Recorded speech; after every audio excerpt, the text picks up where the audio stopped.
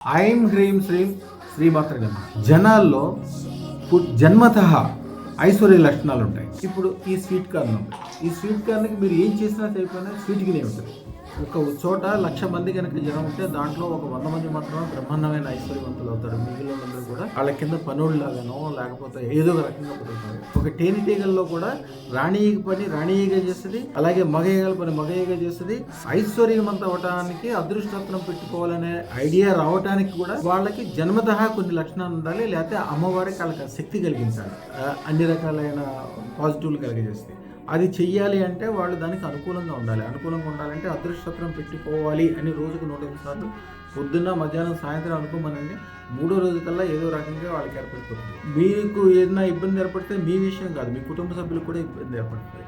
అలా కాకుండా అదృష్టపత్రం పెట్టుకోవటం వలన మీరు, మీ కుటుంబ సభ్యులు, మీకు సంబంధించిన వాళ్ళు, మీకు దండం పెట్టేవాళ్ళు అందరూ అన్ని రకాలుగా బాగుపడతారు. అదృష్టపత్రం తరతరాల నుంచి వస్తుంది, వేదాల్లో రాయబడింది.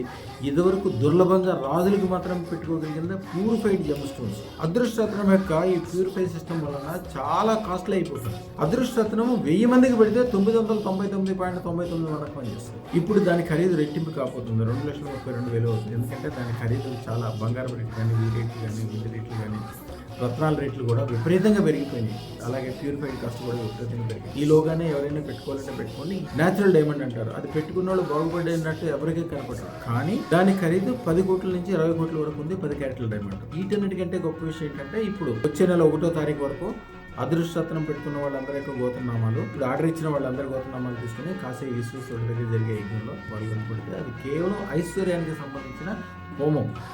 కోటి బిల్వ ఆకులతోటి, కోటి బిల్వ ఫలాలతోటి జరిగే ఈ అద్భుతమైన యజ్ఞం హోమంలో పాల్గొనాలంటే కోటి జన్మల పుణ్యం ఉంటే కానీ అవుతుంది. ఎందుకంటే వాళ్ళు 100 తరాల వరకు గ్యారంటీగా ఐశ్వర్యవంతులు అవుతారు. శుభం బియర్, శుభం బియర్, శుభం బియర్.